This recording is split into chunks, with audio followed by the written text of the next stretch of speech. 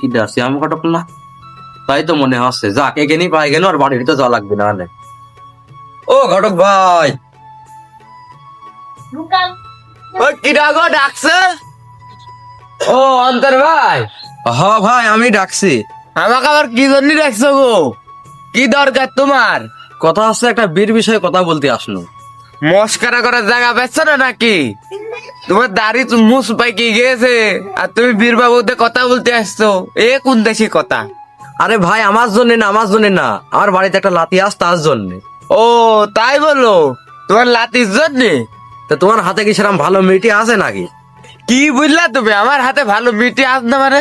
সেদিন একটা মেয়ে বিয়ে দিয়েছি ভিআইপি জায়গায়, হাতে আর একটা ভালো মেয়ে আছে, ওর থেকেও ভালো।